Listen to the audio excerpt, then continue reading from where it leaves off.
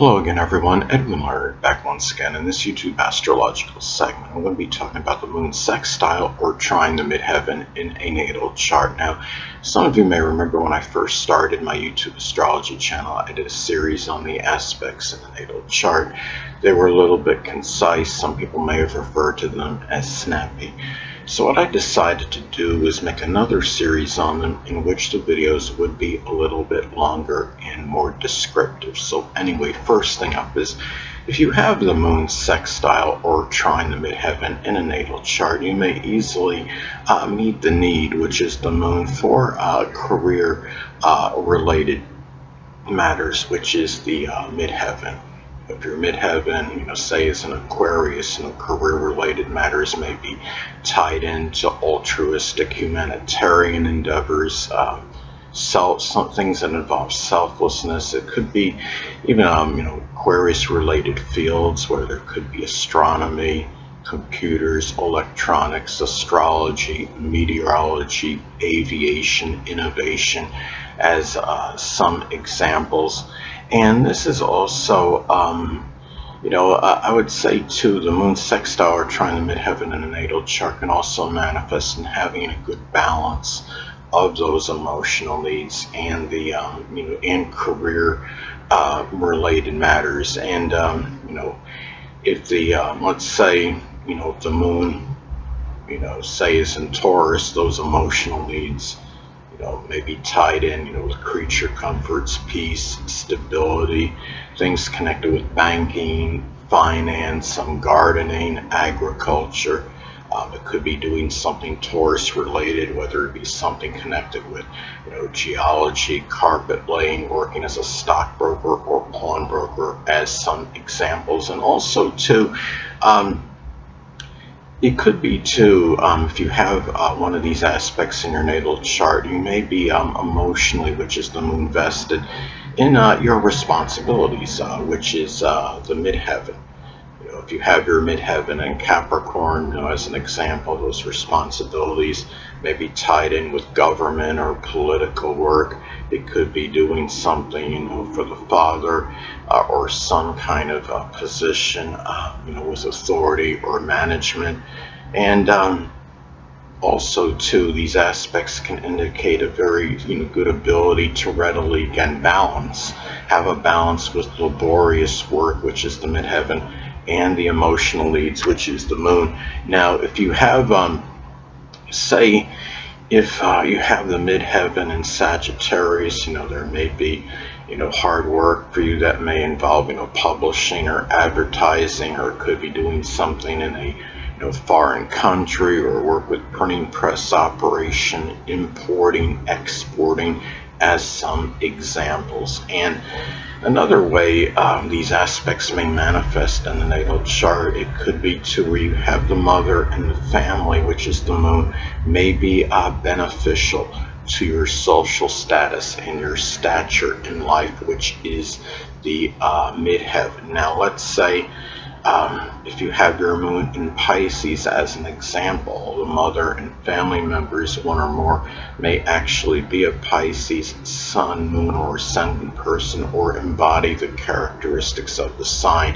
It could be people that are very empathetic, intuitive, altruistic, compassionate, forgiving, sacrificing, as some examples. Now, also too, the moon sextile or trine the midheaven in a natal chart can be expressed in really easily feeling, being in the mood, which is the moon, to attain notoriety and recognition, which is the midheaven. Now, let's say if the the midheaven is in Libra, as an example, notoriety and recognition, may be attained through, doing something with art or the law. Could even be work with scales. Scales are connected with Libra, but it could be doing something as well, associated with negotiation or arbitration, working with contracts.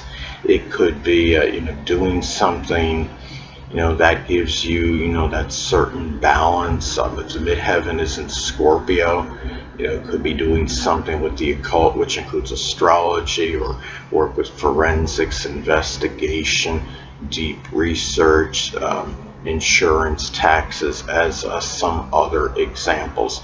And also, too, if you have one of these aspects in your natal chart, another way it may be expressed is that being nurturing, caring, sympathetic, sensitive, and protective, which is the moon, can be advantageous to your public image and reputation, which is the midheaven. So, if you have your, going to Aquarius as an example, again, if the midheaven is in Aquarius, there may be a reputation for being selfless, considerate, unobtrusive, ingenious, but yet non-conforming, as well eccentric. If the midheaven, say is in Virgo, is another example. That public image and reputation could be one that's analytical, punctilious with details, organized, scrupulous, proper, one that can be very cerebral and intellectual, as well, very meticulous with things, as some examples. Also, too, moon-related people, may be auspicious in the success, which is the midheaven, that you attain. Now, if you have, well, I'm going to say, when I'm talking about moon-related people, naturally I'm referring to, home, family members, people you're close to home with. It could be those that you're in, that are in moon-related professions, whether it's people in laundry, plumbing business, home caregiving, people that are involved in home improvement, renovation, real estate, as some examples. Now, the success, if the midheaven, going to Aries as an example, success may be attained in a leadership or management position. It could be doing something pioneering or innovative, or work with carpentry, welding, or a profession that involves the head. It could be helmet or hat designing, as some examples. And also, too, if you have one of these aspects in your natal chart, it could be a good blending of the unconscious side, which is the moon, and the qualities that are difficult to suppress, which is the midheaven. Now, if you have, say, the midheaven is in Leo, as an example, those qualities that are difficult to suppress may be tied in, with being generous, magnanimous, extroverted, charismatic. It could be, being creative, having a sunny, kind of disposition, ability to brighten others' lives, as some examples. And another thing about these aspects, it could also be where, the when you look at the inner personality,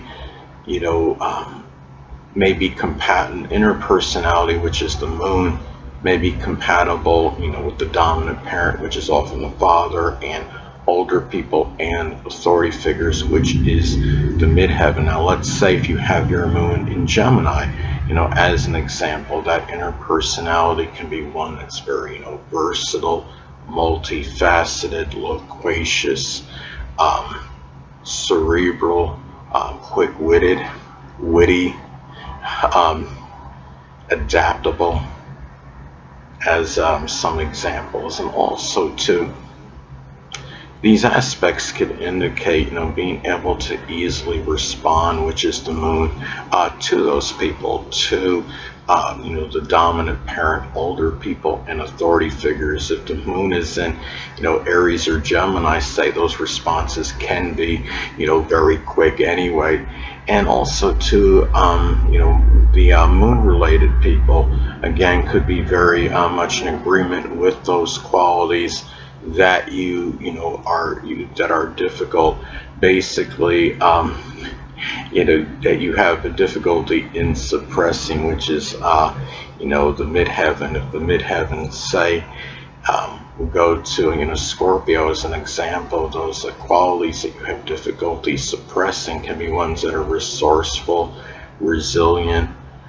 It could be, the incisive, probing qualities, being able to go beyond subterfuge and superficiality as some examples. Anyway, people, that'll conclude this YouTube astrological segment. Until next time, Edwin Learnard saying, stay well.